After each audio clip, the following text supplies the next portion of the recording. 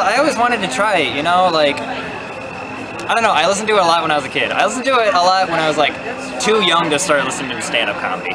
And that was a weird thing. Like, I was playing Legos and listening to like Louis C.K. when it was, you know, like those two things aren't supposed to overlap at all. And that was back when listening to him was like, okay, that was like 5 years ago. Now, not so much. I don't know if he's put out anything recently, but no, that was kind of it. Where like I just listened to comedy a lot, and I just liked making people laugh. Like, it was a nice thing to do, where it just like it was something that it made people feel good, and that was a nice thing that I can contribute to society. And at the same time, when people laugh, you feel good as well. And that was just kind of it was a nice mutual thing. It's nice to just get up on stage, have a hobby, and just make people feel good yourself.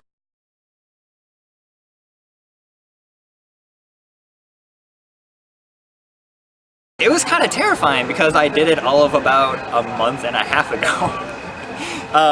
Yeah, so I'm still pretty new to this and everything, and it's still a little nerve-wracking sometimes. Like, when we do hot potato comedy, which is anybody could be called up at any second or something like that, it just kind of becomes where, like, you sit there through the night, and as it goes on, the chances of you going up is higher and higher, so you just get more nervous. Like, did I even prepare correctly?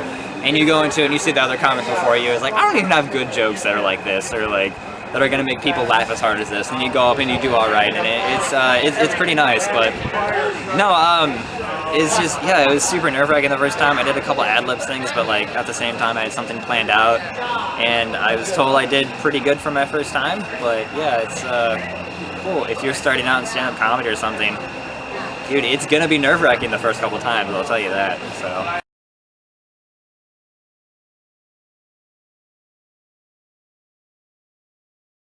I'm a big fan of Kyle Kinane because, like, who isn't? I try to listen to a lot of the smaller stuff too, which is a little harder to find.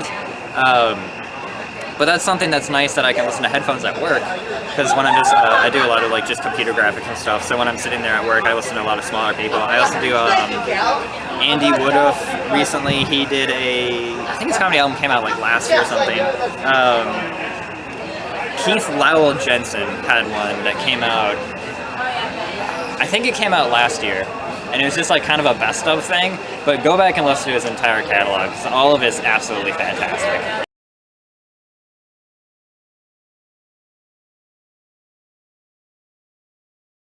I always revert back to, whenever anybody asks me what my favorite comedy is, I always say Airplane.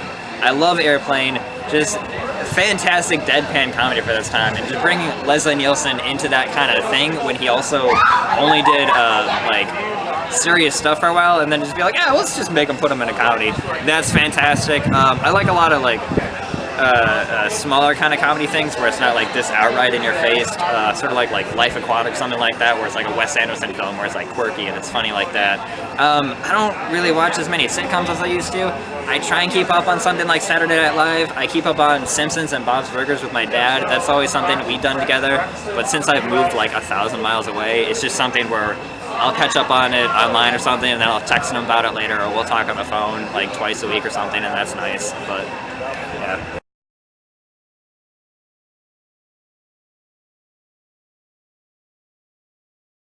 I think one of my favorites is Kyle Kinane's On a Plane with the two people potentially having sex next to him. It's like a 10-minute long joke, and the progression of it, where he's able to tell a story but still keep your interest with jokes in it, is something that I find fascinating. Where when I try and tell a story, I struggle a lot to not just rely on storytelling, but to also sparse in enough jokes to keep the audience's attention.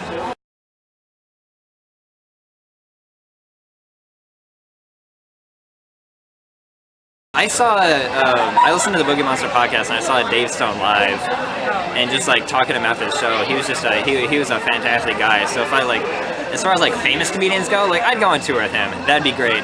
As well as going on like tour with anybody. A lot of the people that we perform with here in Jacksonville, it'd be kick-ass to go hang out with them, because like we have such a nice crowd of very inviting, wonderful people.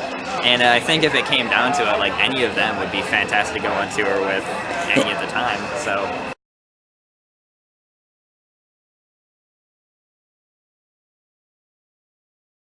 Louis Black, I think. He would be the premier guy to get roasted by, I feel like, because that's all, his entire comedy is just roasting, not even people sometimes, just objects of society. So if you had to get roasted by somebody, I feel like Lewis Black would be the great guy to just sit down and he would just rip your asshole a new one. That would be fantastic. I think everybody has to say like George Carlin on that one because it's just like he revolutionized like this rude comedy style, and that would be fantastic. Who the hell else? I listened to a lot of Jim Gaffigan growing up because that was one of the things. Is like when I was playing Legos or something, like I had Pandora on the like first generation iPad up, and it would just cycle through things. And I've heard so much of his stuff, and just like the differences between a fat Catholic man and a person who looks about the size as I am, where it's just not good, would be fantastic. Shit, I got 2 more to go. What the fuck else have I had? Like, I think I do Pat Oswalt just because I always wanted to meet him. Pat Oswalt would be absolutely hilarious to get roasted by. I don't even know what he'd say or anything, but just for the fact that I would want to meet him. And then another one. I gotta have one more. Son of a bitch. Who have I been listening to a lot recently that I have? I don't listen to his podcast as much anymore, just because like I can't focus on things at work as much.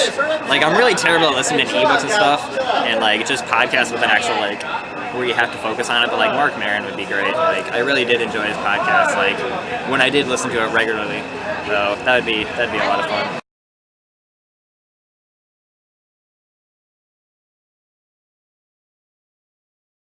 I really do enjoy movies, so like if someone makes a local thing and I could perform in it or something, that'd be fantastic. To be in like a comedy movie or something would be a lot. Well, just be in any movie at all would be a lot of fun, or like some kind of like sitcom or something. Like that would actually be very enjoyable. As far as like me producing one myself, I don't think I could do that. Like I always thought like directing a movie or something would be fun, and then someone gave me a video camera the other day to do some stuff, and man, do I suck at it. But that's a lot of experience I don't have, and I'm sure a lot of experience I can get. So yeah.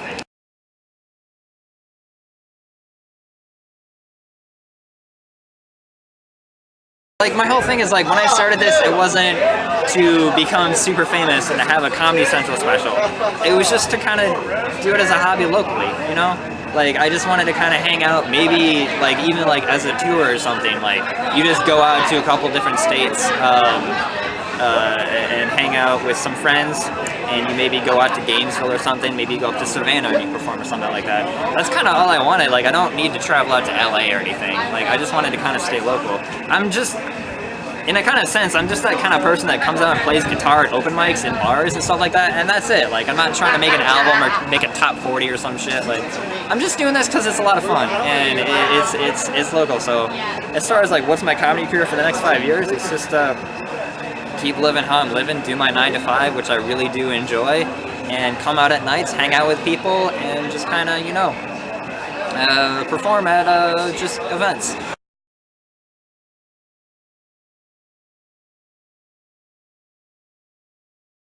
I have to create a actual Instagram for like comedy stuff because I do film photography as a hobby, so I have an Instagram, but the Instagram is completely just like photography and stuff. I mean, like, I don't really update it anymore. I might start just with my comedy stuff, so just find me on Facebook. It's my name, Tyler Ramsdell. My Twitter, I haven't written on anything in 2 years. I just retweet dumb shit that I find. That's just at Tyler Ramsdell. And then Instagram if you want to see some photography, and then I'll probably link an actual account that I can do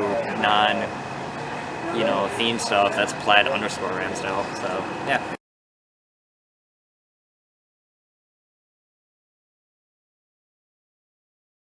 Like the comedy style I like to do is like storyteller or something, so just kind of, I just want you to enjoy yourself. I just really want you to like,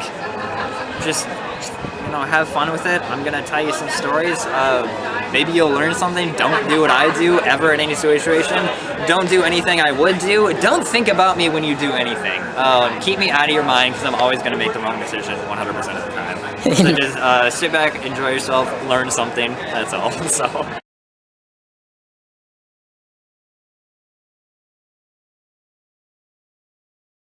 this has been a cool interview and everything. Check out the full interview and everything on acutiepie.com, run by the very funny Sarethne. So head on over to your internet browser, close whatever tabs you have open, close all those porn tabs, open up a new one, cutiepie.com. Check it out.